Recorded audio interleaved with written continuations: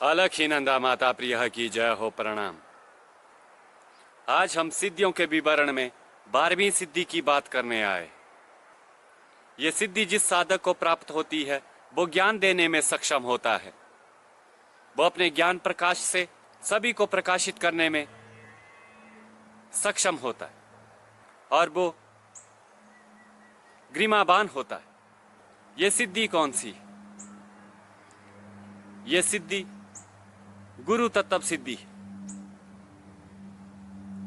ये सिद्धि जिस साधक को प्राप्त होती है वो ज्ञान का भंडार होता है और वो दूसरों को ज्ञान देने में सक्षम होता है। उसके दिव्य ज्ञान चक्षु जागृत होते हैं और वो अपनी ज्ञान ऊर्जा से समस्त जग को प्रकाशित करने में सक्षम होता है। जब ये सिद्धि जागृत होती है तो उस साधक के नाम के आगे, उस साधक के नाम के पीछे गुरु जी लगाना जग आरंभ करता है। स्वयं इच्छा से लोग उन्हें गुरु महाराज, गुरु करके संबोधन देते। जब ऐसा होने लगे तो सोचना आपका गुरु तत्व जागृत हो रहा है, जिसका प्रकाश जन समूह को प्रभावित कर रहा है और इसीलिए गुरु या गुरु महाराज कहना आरंभ कर रहे हैं और आपके नाम के आगे या पीछे गुरु शब्द जुड़ने लगता है। ऐसा साधक गुरु तत्व को प्राप्त कर रहा होता है। ये गुरु तत्व जब प्राप्ति होती है तो साधक समस्त ज्ञान से परिपूर्ण होता है। वो समस्त प्रकार के ज्ञान को दूसरों को देने में सक्षम होता है। ये गुरु तत्व ज्ञान इंद्रिया के कारण जागृत होता है। जिस साधक की ज्ञान इंद्रियां जागृत होती है वो साधक गुरु तत्व को प्राप्त होता है। उदाहरण हेतु श्री महादेव जी और श्री कृष्णा जी को जगत गुरु की उपाधि प्राप्त है। जिस साधक के अंदर संपूर्ण ज्ञान इंद्रिया जागृत होती है वो गुरु तत्व को प्राप्त करने में सक्षम होता है। यही गुरु तत्व का उदाहरण है। जब ज्ञान इंद्रिया जागृत होती हैं तब समस्त ब्रह्मांड का ज्ञान आपकी ज्ञान इंद्रियां आपको प्रदान करती है। बस गुरु तत्व प्राप्त करने के लिए आपको अपनी ज्ञान इंद्रियों को जागृत करने की जरूरत है। अब ये ज्ञान इंद्रिया जागृत कैसे होती है? आपको ज्ञान इंद्रिया जागृत करने के लिए अपने योग, ध्यान और योग साधना में नित्य बनना होगा। आपको प्रतिदिन ज्ञान इंद्रियों का चिंतन करना होगा। हमारी ज्ञान इंद्रियां मुख्यतः विशुद्ध चक्र से आरंभ होती है और सहस्त्र चक्र तक इसका वर्चस्व है। आपको इसी में ही अपना ध्यान को केंद्रित करना होगा। जब आज्ञा चक्र आपके ज्ञान इंद्रियों को जागृत करता है तो आपको गुरु तत्व प्राप्त होता है। जब आप इस साधना में होते हैं आपको इस तत्व को प्राप्त करने हेतु कड़ी एकाग्रता की जरूरत होती है, जिसमें आप अपने ध्यान केंद्रित कर सके। प्रथम में ज्ञान इंद्रिया आज्ञा चक्र से जागृत होती है और अंतिम में ये सहस्त्र चक्र के वृत्तावली पे समाप्त होती है। जब आज्ञा चक्र आपका जागृत होगा, आपकी ज्ञान इंद्रिया आपकी जागृत होगी तो आपको गुरु तत्व स्वतः ही प्राप्त होगा। ये गुरु तत्व जब प्राप्त होने लगता है आपकी चमक से आसपास के समस्त जन प्रभावित रहने लगेंगे। आपको गुरु तत्व प्राप्त होगा। कोई भी आपकी दिव्य ज्ञान ऊर्जा से प्रभावित हुआ बिना रह नहीं सकता। वो स्वयं इच्छा से आपको गुरु महाराज का दर्जा देने लगे।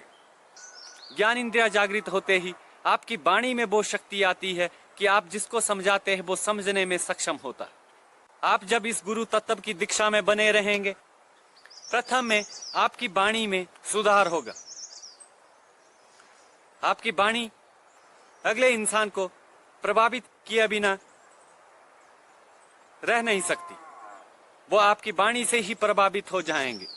वो चाहे कोई भी हो, वो आपसे प्रभावित हुए बिना रह नहीं सकता। आपकी वाणी में तेज आना आरंभ होता है। आपकी वाणी तेजमान और प्रकाशमयी होती है और धीरे धीरे आपका स्वभाव एक गरिमा में बदलने लग जाएगा। आप एक गरिमावान होने लग जाओगे और आप समस्त संसार में अपने ज्ञान के कारण प्रचलित रहेंगे।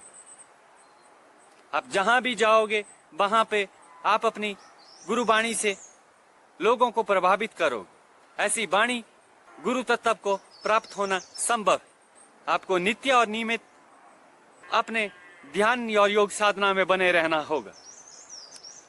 आपका गुरु तत्व बढ़ाने हेतु आपको ये करना अनिवार्य है। गुरु तत्व को प्राप्त किया हुआ साधक नीतिवान होता है और शिष्टाचारी होता है। उसके ये गुण उसे जग में उत्तम पहचान देने में सक्षम होते। वो स्वतः ही उसके गुणवत्ता को दिखाते हैं।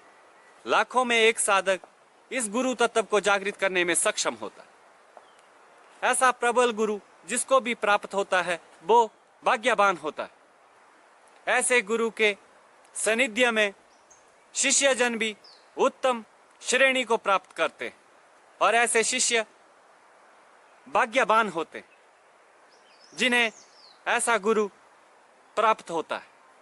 अपनी गुणवत्ता को बनाए रखें, साधनाओं इत्यादि में बने रहें और अपनी ज्ञानेंद्रिय के साधना में बने रहें।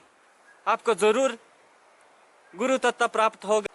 ये गुरु तत्व आपको लाखों की भीड़ में भी एक उत्तम पहचान प्रदान करता है।